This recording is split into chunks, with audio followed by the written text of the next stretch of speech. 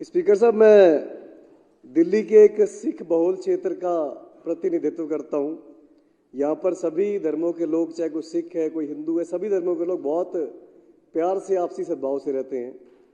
2 दिन पहले पश्चिम बंगाल के अंदर जो हुआ, उसको लेकर मेरे क्षेत्र के लोगों के अंदर बहुत रोष है। सभी लोग मेरे से फ़ोन कर करके पूछ रहे हैं कि ये किस तरीके का भारत भाजपा बनाना चाहती है। 2 दिन पहले पश्चिम बंगाल के अंदर भाजपा के एक बड़े नेता शुभेंदु अधिकारी ने एक ईमानदारी से ड्यूटी कर रहे सिख अधिकारी को खालिस्तानी बोल के रोकना चाहा। अध्यक्ष जी, ये किस तरीके का भारत भाजपा बना चुकी है, जो पूरी तरह से अलोकतांत्रिक है।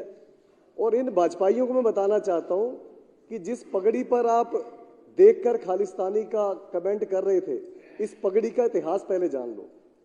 हमारे डीएनए में है कि हम तानाशाही के आगे नहीं झुकेंगे। इसकी शुरुआत आज से 500 से ज्यादा साल पहले श्री गुरु नानक देव जी, जो हमारे पहले रहबर थे, उन्होंने बाबर के दरबार में, अध्यक्ष जी, तब जमाना ये होता था कि जो बादशाह ने कह दिया, तब तो पूरी तानाशाही थी कि इसका सिर कलम कर दो तो कर दिया जाएगा, फिर कोई वकील दलील नहीं चलेगा। उस माहौल के अंदर भी गुरु नानक देव जी ने बाबर को जाबर बोला था और उनकी तानाशाही के आगे नहीं झुके थे। ये सिलसिला उसके बाद शुरू हुआ और चलता रहा। चलते चलते मैं फिर एक आगे का इतिहास आप दोहराता हूं कि 7 साल उम्र थी बाबा फतेह सिंह जी, जो गुरु गोबिंद सिंह जी के सबसे छोटे साहिबजादे थे। उनको वजीर खान ने कहा कि हमारा दीन कबूल लो, तो 7 साल के साहिबजादा बाबा फतेह सिंह जी ने कहा कि हमें मरना कबूल है, हम तुम्हारे आगे झुकेंगे नहीं। इतिहास गवाह है, बाबा फतेह सिंह जी को और बाबा जोरावर सिंह जी को दीवारों में चिनवा दिया गया था, पर इनके आगे झुके नहीं थे। तो ये हमारे डीएनए में है। स्पीकर साहब, बात करें उसके बाद आज़ादी की लड़ाई की, तो करतार सिंह सराबा उस समय विदेश में थे। 15 साल की उम्र में उन्होंने गदर लहर में शामिल हुए, सक्रिय सदस्य बने और 19 साल की उम्र में फांसी का फंदा चूम गए थे, पर तानाशाही के आगे झुके नहीं थे।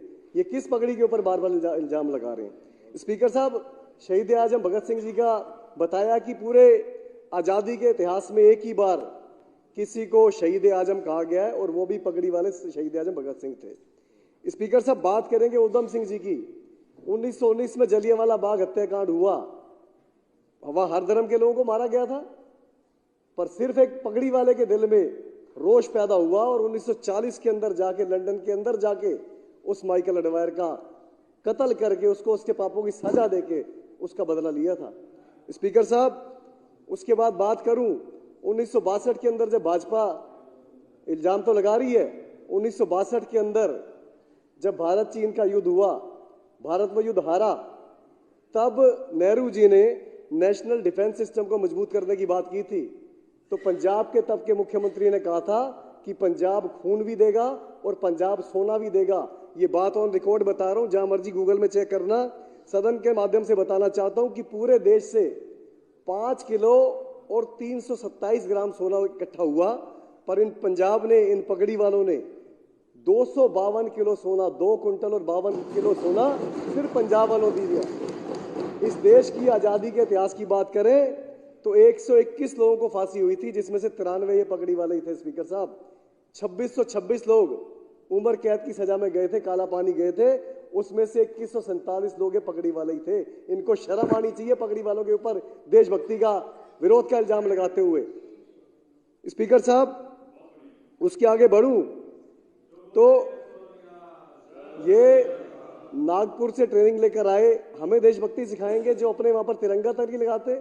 आज तिरंगे में सबसे ज्यादा लिपट के लाशें कहीं आती है तो पंजाब के अंदर आती हैं। हमें इनसे देशभक्ति सीखने की जरूरत नहीं है। स्पीकर साहब, किसान आंदोलन हुआ। अब ऐसे तो अंग्रेज भी कह देते, आज ये कहते हैं जी पंजाब के किसानों को ज्यादा परेशानी हो रही है। ऐसे तो अंग्रेज कह देते जी पूरा देश गुलाम है, ये पंजाब वालों को क्यों दिक्कत हो रही है। 121 में से 93 सिखों को क्यों फांसी हो रही है, पंजाब वालों को क्यों परेशानी हो रही है। हमारे डीएनए में, हम तानाशाही के आगे झुकेंगे। स्पीकर साहब, 2 साल पहले 19 नवंबर 2021 को प्रधानमंत्री नरेंद्र मोदी जी ने पूरे देश के आगे माफी मांगी और कहा जी मैं तीनों खेती कानून वापस लेता हूं, और वादा किया जी किसानों की जो भी मांगे हैं वो पूरी करूंगा। आज क्या गलत हो रहा है, प्रधानमंत्री जी अगर अपनी बात से मुकर गए और किसान फिर सड़कों पे आकर आंदोलन कर रहे हैं, तो गलती तो प्रधानमंत्री जी की है। जो कमिटमेंट किया था, जो वादा किया था, उसको पूरा करें। किसान खुशी खुशी अपने खेतों में जाएं, देश की बढ़ोतरी के लिए, देश की उन्नति के लिए अपने कामों में लगेंगे। पर हर दिन तानाशाही के नए रिकॉर्ड कायम करने का जो भाजपा काम कर रही है वो बहुत शर्मनाक है। स्पीकर साहब, इस देश की जल सेना, इस देश की थल सेना, इस देश की वायु सेना, हर सेना के सर्वोच्च पदों पर ये पगड़ी वाले बैठे हैं।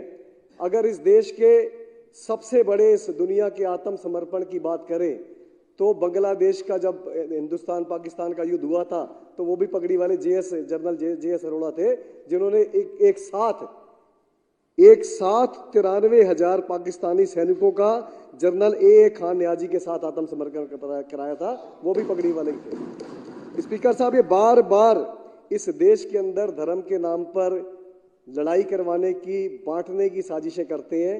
दरअसल धर्म के नाम पर इस देश को कोई बांटना चाहता है तो ये भाजपा ही है, इनके अलावा और कोई नहीं है। बाकी सारे देशवासी बहुत प्यार से, बहुत सुकून से रहना चाहते हैं। स्पीकर साहब, मैं अपनी बात को कंक्लूड करूंगा 2 लाइनें बोल के कि अंधे निकालते हैं नुक्स मेरे किरदार में, अंधे निकालते हैं नुक्स मेरे किरदार में, बहरों की शिकायत है कि मैं गलत बोलता हूं। धन्यवाद स्पीकर साहब।